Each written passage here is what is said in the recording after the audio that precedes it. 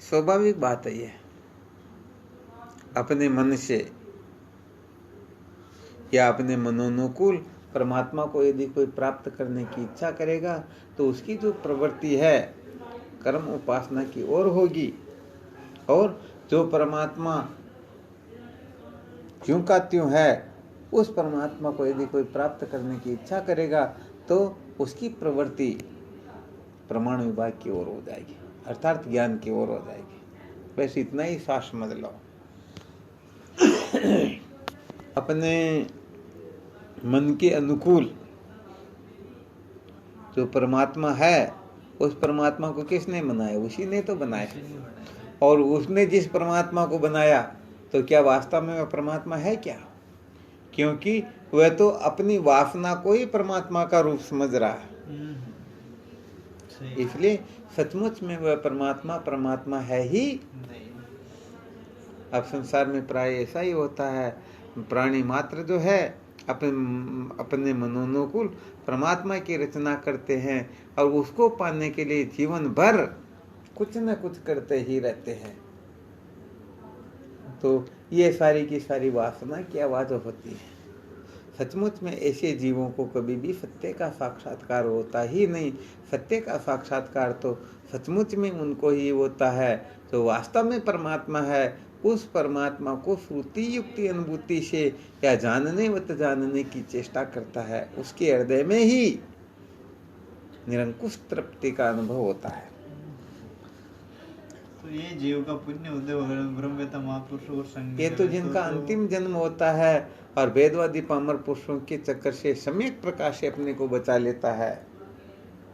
सुखम निर्वाति वेदविद भगवान शुक्राचार्य जी महाराज के दादा गुरु गौड़पादाचार्य जी महाराज इस बात को इस प्रकार से कथन करते हैं कि ऐसे पुरुषों को ही सचमुच में तत्व का साक्षात्कार होता है।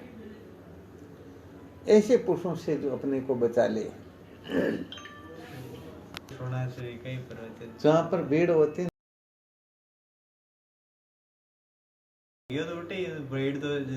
तो हजारों की संख्या में वहाँ लोग तो बस बात ही यही कि जहाँ भीड़ होती है वहाँ परमार्थ नहीं होता। वहाँ तो केवल मात्र मनोरंजन ही अधिक होता।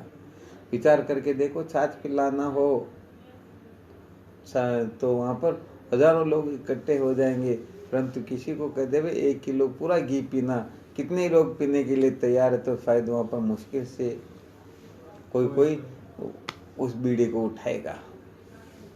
तो लोग क्या कि भीड़ में सत्य को ढूंढते, परंतु भीड़ में सत्य नहीं होता है। इसको कोई प्रभाव है जो प्रवचन करे तो ये भी श्रुति युक्ति अनुसार तो है ही जीवनी प्रवचन। आज क्या बात करते हैं, क्योंकि सब केवल मात्र अपनी वासना के अनुकूल परमात्मा को प्राप्त करना चाहते हैं और वासना के अनुकूल परमात्मा को पाने के लिए ही इन श्रुति शास्त्रों का सहारा लेकर के उनको भी अपने मनमाने ढंग से समझा देते, लोगों को अपने हिसाब से उनका अर्थ कर देते हैं। अब इसमें तो कहने का मतलब इस प्रकार की सामर्थ्य चाहिए, तब जाकर के वह उस वस्तु का ठीक ठीक बहुत प्राप्त कर सकता है। अब ऐसी सामर्थ्य तो इन लोगों में है नहीं कि जो वास्तव में परमात्मा है उसको जाने। सब अपने अपने मनोनुकूल ढंग से पाना चाहते हैं। मौज मस्ती इनके जीवन का मुख्य लक्ष्य होता, मनोरंजन को अधिक महत्व देते हैं। कम से कम लाखों करोड़ों पे खर्च जाते हैं। बिल्कुल सही है। यहाँ पर कहने का मतलब ये है कि ऐसे महापुरुषों का सानिध्य प्राप्त हो और फिर वो भी उनकी मर्यादा में रह करके सत्य को ठीक ठीक प्रकार से जानने की चेष्टा रखे, बस वही वास्तव में उस सत्य का साक्षात्कार कर पाते हैं। जैसे दृष्टांत के रूप में समझ सकते हैं कि समझो कोई महापुरुष किसी के ऊपर कृपा करे, गुरुदेव पूर्ण रूप से कृपा करे, इस साधक को सत्य का बोध होना चाहिए, परंतु साधक के अंतर्गत जैसी तैयारी है होनी चाहिए वैसी नहीं है तो थोड़ी दिक्कत आ जाएगी। हाँ, वैसे तो ब्रह्मवेत्ता महापुरुष तो कमी की छोड़े ही बने, हमारे हिसाब तो नहीं छोड़े। तो साधक की जो तैयारी है वो थोड़ी पूरी चाहिए, खुद में ही तब जाकर के उस फायदे को ठीक ठीक तरह से उठा सकते हैं। जितरो पात्र है उतरो वो जड़ ले सके बस यही बात है। जो तो हमारा हिसाब है तो भ्रम खत्म हो वे तो खुद की तो स्वयं पूर्ण है तो पूर्णता को अनुभव करावे तो हाँ, ये तो बिल्कुल सत्य है। पेटेंट बात है कम खुद के ही रहा दूजी तो रही